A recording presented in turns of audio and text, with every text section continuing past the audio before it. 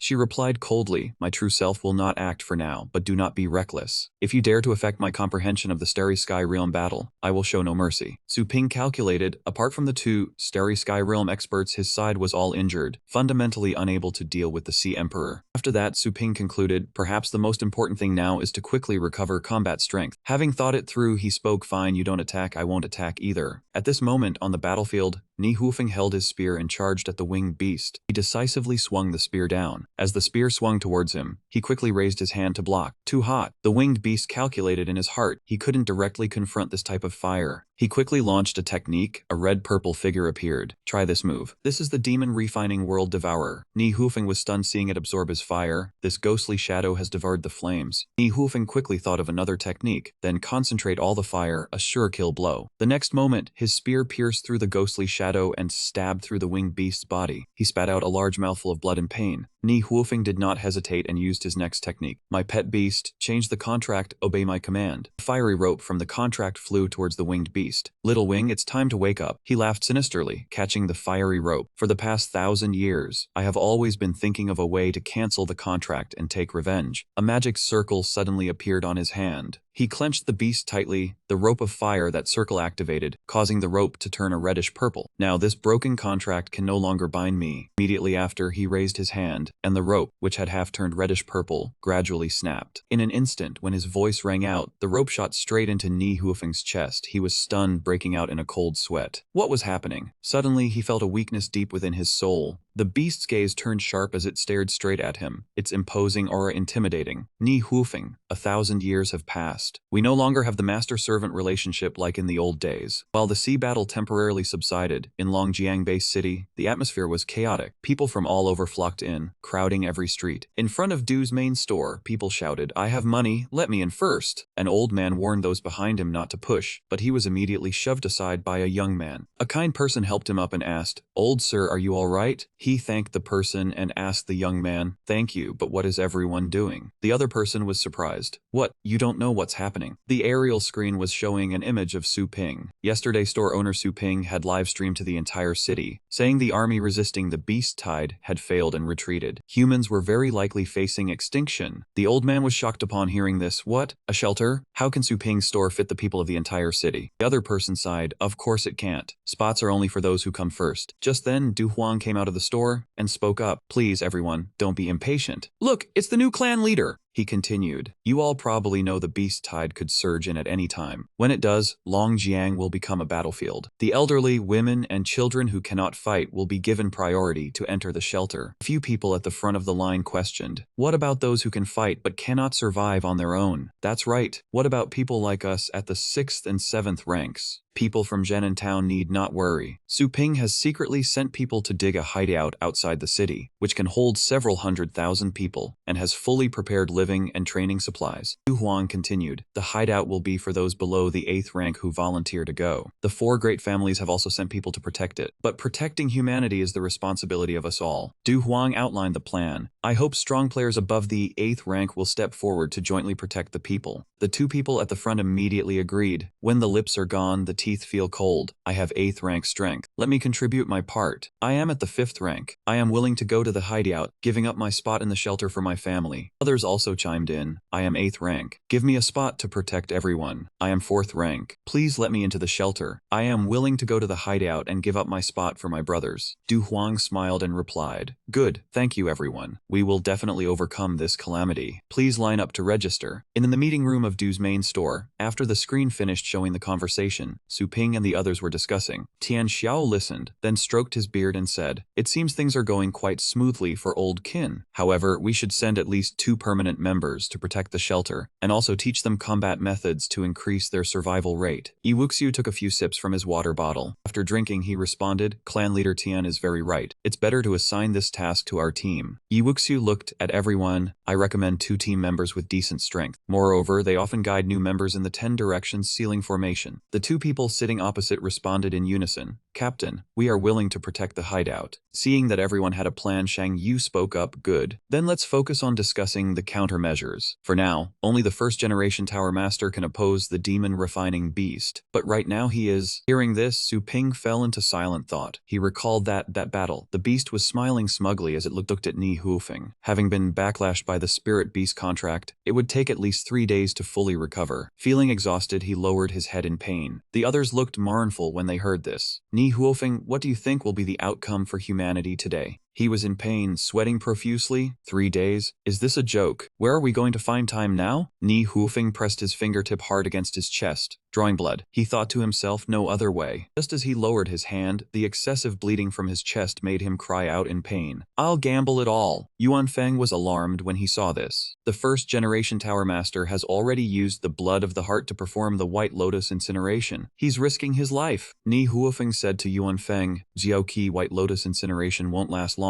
You all must quickly prepare the teleportation formation. He quickly agreed, I understand. Yuan Feng quickly gave the order to his spirit beast, Zuo Shan. Activate the teleportation formation, and be careful to hide the fluctuations of spirit energy. It clasped its hands together, and a beam of blue light appeared. Immediately after, Zuo Shan created a circular hole for teleportation. Beast laughed scornfully. White Lotus incineration? A dying move. Give it up. Ni Huofeng raised his hand in response. Then come and try it. Facing the attack, he just pointed his hand straight out to create a shield. Ridiculous. Your pressure is not even as strong as in your prime. This is your life-risking move? Immediately after, the 2 forces collided, stirring up warm winds and causing huge waves to surge violently. Ai used her hand to shield herself from the dust. She was amazed. Such a powerful attack. This Ni Huofeng can unleash such strength. Taking this opportunity, Yuan Feng said to Su Ping, Su Ping, I have told Zuo Shan to prepare the teleportation formation. Let's take this chance to leave. He agreed. Alright, everyone moved to the teleportation point. Elsewhere, Ni Huofeng and the beast quickly separated from each other. Suddenly, he turned around and looked towards Su Ping. Trying to run? He was indeed very perceptive. Immediately after, the beast quickly used its bloodline inherited skill, Beast Reincarnation, shouting loudly as it launched the skill at them. Yi Wuxiu panicked. It's bad, the demon refining beast's attack has caught up. Su Ping turned around stunned. That is, at that critical moment, Ni Huofeng appeared to block the attack for them, the 1st generation Tower Master. He unleashed tens of thousands of flames to burn away the attack and said, I have agreed. That's enough, you foolish winged beast. Time is too urgent. The teleportation has been activated. Su Ping looked at Ni Huofeng worriedly. 1st generation Tower Master, what will you do? He tore open a layer of space, revealing a door, and replied, don't worry, these little tricks won't hold me back. That moment, Ni Huofeng spoke his last words. Wait for my return. Returning to the present, Su Ping spoke up. Before the teleportation, he saw with his own eyes the 1st generation Tower Master fall into a spatial rift. He said to wait for his return. Yuan Feng replied, the 1st generation Tower Master is trying to recover his magical power. We only need to hold out until he returns, and then we can fight a decisive battle. Shang Yu confirmed, that's right. This place is more secluded than other base cities. The demon beasts, not understanding Blue Star deeply, certainly cannot find it easily. Su Ping laid out the plan. We prioritize arranging for the people and adjusting our own states, healing our wounds. We cannot let down our guard outside. Everyone heard this and responded in unison. Understood. He kept looking up, somehow feeling like he was being watched. Was it an illusion? Su Ping's intuition was not wrong. Somewhere in the ocean, his image appeared in something like a water mirror. A voice rang out, "Found them." The old merman smiled gleefully. "Lord Sea Emperor, I have found them." One day later, in the meeting room, everyone looked at a model as they discussed. Yi Wuxiu spoke up. "In my opinion, these few places need to increase patrols to prevent enemy infiltration." Du Huang mused. "Captain Yi is very right. I will go and increase the manpower immediately." Just then, someone knocked on the meeting room door and said, "My lords." Su Ping asked Yuan Feng and Yi Wuxiu, "How are everyone's injuries?" Yuan Feng replied, "Young friend Su is here. Thanks to the medicinal herbs you gave us, everyone's injuries have improved a lot." Yi Wuxiu also confirmed, "That's right. Except for me, the other team members have recovered and can go out on missions. The two legendary protectors of the people have safely arrived at the hideout and erased all traces." Du Huang spoke up. "The four families have led the people into the underground shelters. Everything is settled." Yuan Feng smiled. "That's right. Next, we just need to hold on and wait for the first-generation Tower Master to return." Suddenly, he turned around and said to them, "A message from the scouting team has arrived. Let me confirm the contents first." As he looked, Du Huang's expression darkened. Du Huang questioned, "New clan leader, what's wrong?" Image appeared on the screen. He spoke up, "We may not be able to wait for the first-generation Tower Master." Du Huang continued, "The Chayset squad has discovered traces of the Sea Clan army near the coastline. Longjiang is highly likely their target." The screen clearly showed numerous fish beasts surfacing on the sea. He continued, "The one leading the Sea Clan army is the Sea Emperor." Yi Wuxiu was stunned. "What? How did they find us so quickly?" Yuan Feng looked at Su Ping worriedly. "This, young friend Su, relying only on us, I fear we cannot deal with the Sea Emperor." He was silent for a moment before speaking. "Tower Master Key, your rule power is related to space. Can you teleport the Sea Emperor away for a certain distance?" Pondered, "Based on the gap in strength between me and the Sea Emperor, if he does not resist, I could teleport him a short distance. But first of all, not to mention whether the Sea Emperor will resist. Even if the teleportation is successful, what good will it do?" Su Ping turned around and said that there was no need to worry about the plan. Just listen for his signal. The Tower Master would follow him into battle, and the rest would stay and wait for orders. Yuan Feng and Yi Wuxiu heard this and nodded in agreement. He told Du Huang, the new clan leader, to order the frontline team to retreat to Dragon River City, prioritize protecting the people, and let the Sea Emperor in. The man immediately replied, "Understood."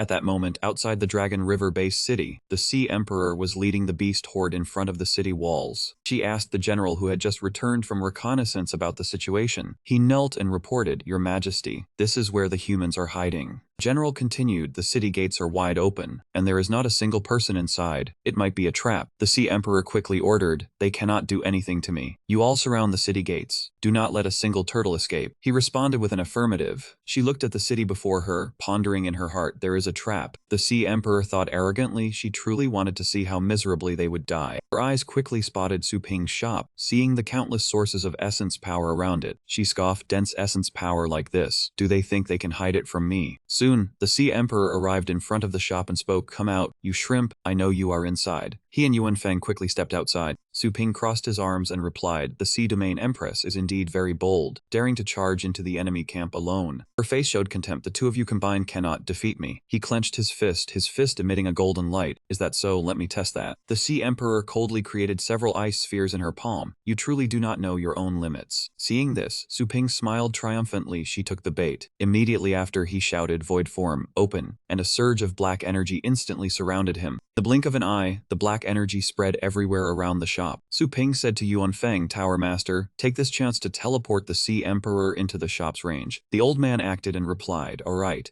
Immediately after, the Sea Emperor was enveloped by the golden energy controlled by Yuan Feng. She was extremely shocked by the situation before her. The Sea Emperor frowned and thought, feeling confused, "What is this? Why is it pitch black before my eyes and I cannot sense anything?" Yuan Feng suddenly spat out a mouthful of blood. He struggled to shout teleport. Right after, all three were inside the shop. Yuan Feng was so exhausted he collapsed. Su Ping said, "Tower Master, you have worked hard." He said seriously, "Next, leave him to me." The system screen displayed a notification. "You have entered the shop's protection range. The owner receives the Invincible effect." Immediately after, Su Ping activated the Golden Crow Divine Demon Body, his power erupting immensely. He raised his fist. "This power is for the innocent victims you harmed. Kneel down to atone for your sins." Not giving the Sea Emperor time to react, Su Ping punched her directly with the demon-suppressing Divine Fist. The Sea Emperor quickly created an ice shield, her voice full of anger, truly insolent. In an instant, the fist shattered the ice shield. She was forced heavily to the ground, her body unable to withstand it, collapsing to the floor. Her heart was in turmoil. What is happening? How can I not fight back? When did this shrimp's power increase so much? Before she could finish thinking, the fist struck down even harder. Her entire body trembled uncontrollably, blood gushing from her mouth. This power had already surpassed Lord Boiling Beast's. After a moment, Su Ping withdrew his fist. Void form close, he ordered the entangling ghost there to leave. The beasts outside the city, seeing this scene, panicked. Look, the black mist has disappeared. Am I seeing things? Why do I see Her Majesty the Sea Emperor kneeling on the ground? The general from before worried. Your Majesty, what is happening? Inside the shop, Su Ping contacted Du Huang, new clan leader. The Sea Emperor has been captured alive. Immediately gather the troops and surround the Sea Race army. He said with determination, I want this Sea Race to come but not return. At this moment, the Sea Race army had already been surrounded by Yi Wuxiu's troops and Du Huang's vanguard. Du Huang contacted Su Ping. We have arrived. He quickly outlined the plan. I will deal with half of them first. Everyone make sure to stay clear and leave the rest to you all. The man immediately agreed. Su Ping turned off the device and smiled slightly. With the power of the Golden Crow, the destructive force of the hunt seat will surely increase greatly. At that moment in the control room, a voice sounded. Trajectory near the ground. Star Void Lord completes heavenly fate. Target lock complete. Immediately after, a pillar of light tore through the clouds and appeared. A subordinate behind the general spoke up. General, it seems Her Majesty has been captured. What do we do next? His face was full of anger. Do you still need to ask? Charge, take back Her Majesty. The subordinate quickly acknowledged the order, but before they could act, the pillar of light descended. The ground was completely destroyed. The subordinates hit by the attack screamed in pain. The general was also hit. He angrily tried to rush out. Damn it, you despicable humans, return Her Majesty. As soon as he extended his hand out of the pillar of light, his arm was immediately severed. In the blink of an eye, nothing remained where the pillar of light struck, only a massive deep crater in the rock. All the sea beasts within range were wiped out. A few surviving Sea Race members fled wildly, ignoring their injuries to find a way to live. Run, this is terrifying. So many of our kind, gone in an instant. At that moment, Du Huang and Yi Wuxiu gave the command, all troops, hear my order. Follow me to annihilate the Sea Race. Su Ping observed from above, thinking the rest are just remnants. He can safely leave them to it. After that, he landed behind the Sea Emperor. Yuan Feng saw Su Ping and spoke, Brother Su, you are back. What should be done with the Sea Emperor? Took out an item to seal the Sea Emperor's power. She might be useful later. Immediately after, Su Ping controlled the high-level ring into the air, from which several chains emerged and tightly bound the Sea Emperor. She angrily looked at him. Why not kill me? I would rather die than surrender. Su Ping quietly retrieved the ring, and the Sea Emperor was imprisoned inside it. He tightly gripped the ring and stored it in his inventory space. Killing her so easily would simply benefit her. Yuan Feng wiped his tears. The crisis has been temporarily resolved. This old skeleton cannot take much more. Su Ping suddenly spoke. The Sea Emperor has discovered our whereabouts. I fear Boiling Beast will come here. I must prepare to face the enemy. The old man frowned and asked, if we cannot teleport him into the shop, can Brother Su handle him? He clenched his fist. As long as he takes one step into this shop, I am certain of victory. But with the Sea Emperor as a precedent, he may not be careless. Yuan Feng wondered, what do we do then? Based on my ability, I cannot directly teleport him either. Suddenly, Su Ping sensed something unusual. This aura is... He quickly scanned his surroundings. Immediately after, Su Ping spoke, I have a way. The scene shifted to a place with a red sky, constant thunder and lightning striking down, and a castle standing tall amidst the rugged ground. At this moment, inside the castle, in the demon refining hall, Boiling Beast was resting and recuperating. The worried Murloc hurried forward to report, Lord Boiling Beast, something terrible has happened. The old man quickly knelt. Her Majesty the Sea Emperor has been captured by those humans. He frowned and asked, Scorching Fire Phoenix was severely wounded by me. Who else could defeat her? The man quickly replied, My lord, it was Su Ping. I do not know why his strength suddenly skyrocketed. He defeated Her Majesty the Sea Emperor in a single move. Boiling Beast was stunned upon hearing this. What? Was there any unusual event before they fought? Murloc immediately reported in detail. Yes. A large amount of black mist suddenly appeared on Su Ping's body, blocking the vision of the crystal bowl. When the mist cleared, Her Majesty the Sea Emperor was kneeling on the ground, unable to resist. After hearing this, he frowned deeply. A black mist, a legendary realm human used it to defeat a half-step Star Void Sea Emperor in one move. No, the black mist was just a smokescreen, hiding the real killing move. After thinking, Boiling Beast laughed with delight. Interesting, I want to see if the move that defeated a half-step Star Void can defeat a Star Void like me. The old man worriedly reminded, of course Lord Boiling Beast cannot lose. But this Su Ping defeated Her Majesty the Sea Emperor. He must some trick. Please be careful not to fall for it. After hearing this, he immediately ordered, you are to follow my command. Summon the ferocious beasts outside the 10-direction lock celestial formation. Boiling Beast smiled sinisterly, then called Bing Yu over. Come with me to crush those shrimp.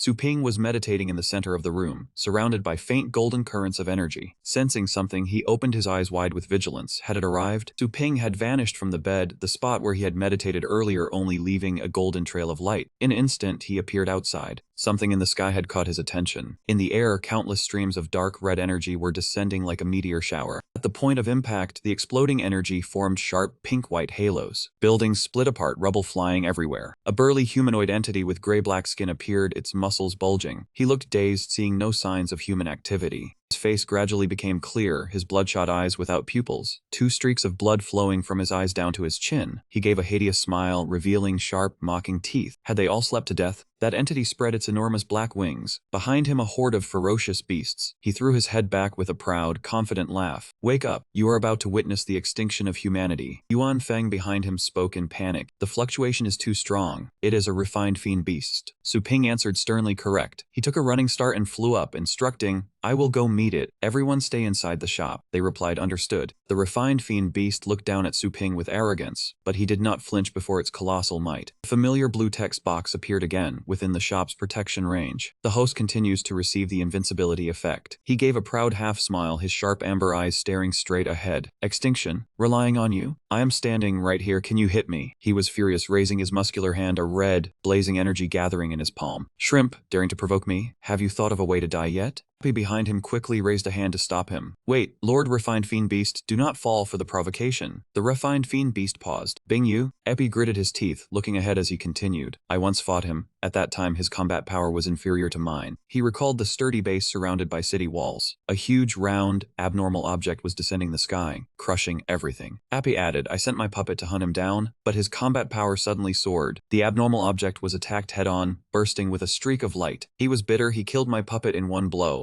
Pai clenched his teeth, his gaze determined. At that time, the puppet's position was exactly where he is standing now. After hearing this, the refined fiend beast turned to ask, according to you, I cannot step into the range around him. Ape replied, correct. Su Ping curled his lips in challenge. Ridiculous, a dignified Star Realm Beast King is afraid of a mere Destiny Realm brat like me? Calculating glint flashed in his eyes. This refined fiend beast also brought a beyond. It seems I cannot use the shop to suppress it. The refined fiend beast laughed fiercely, raising his hand high, followed by a surge of red power. He thought, since he could not get close, countless pink-red skulls shot out from his body. Then I will attack from a distance. Su Ping raised his hand, creating a golden, dome-shaped barrier surrounding the area. The demon skulls crashed down, exploding upon touching the edge of the barrier, blossoming into blinding flashes. Some crashed into buildings, causing severe damage. Su Ping waved his hand smugly. Is that all? Where are you shooting? The refined fiend beast gritted his teeth in fury. Shrimp, Su Ping smiled. Not strong enough, is it? The demon skulls kept flying but could not penetrate the barrier. The entire base city was encompassed in the scene, many buildings on fire, covered in smoke and dust. His amber eyes lit up, he flashed a smug half-smile. This little strength, haven't you eaten yet? Su Ping glanced at the devastation behind him, thinking to himself, a pity I could not block all the attacks, many areas have been destroyed. Luckily, the civilians were moved beforehand. Yuan Feng, Yi Wuxiu, and Du Huang stood below watching the scene, forcing a smile. Yuan Feng spoke, young friend Su is truly a heroic youth. Yi Wuxiu then replied, indeed. Epi sensed something and quickly stopped him. Lord Refined Fiend Beast, calm down, I suspect he has a special ability. The Refined Fiend Beast recalled, there were no signs of life here. He thought it was wrong, the initial silence was truly suspicious. The places that were destroyed had no casualties. The shrimps have all been moved. He laughed fiercely. The auras of most humans have been gone for a long time. I suspect they have been hiding for a while, correct? His voice was flat. I guess the range of your ability is limited. You cannot protect everything. You moved most of the humans elsewhere. Su Ping was stunned, a panicked look on his face. Not good, he saw through it. The refined fiend beast turned to his subordinate, coldly commanding, I have enhanced you. Go find those shrimps. Yes, my lord. He raised both hands to cast his magic and said, wait until I find those shrimps. I will kill them one by one, kill until you all come out. Du Huang firmly spoke from the hiding place, which was fitted with a formation blocking energy waves. We absolutely cannot be discovered. The noise from that subordinate drew attention. He smiled contentedly. Lord Refined Fiend Beast. On a green orb, a scene of of another city with life appeared. The subordinate respectfully said, "This old servant has found them." The refined fiend beast smiled smugly. "So the shrimps are hiding here.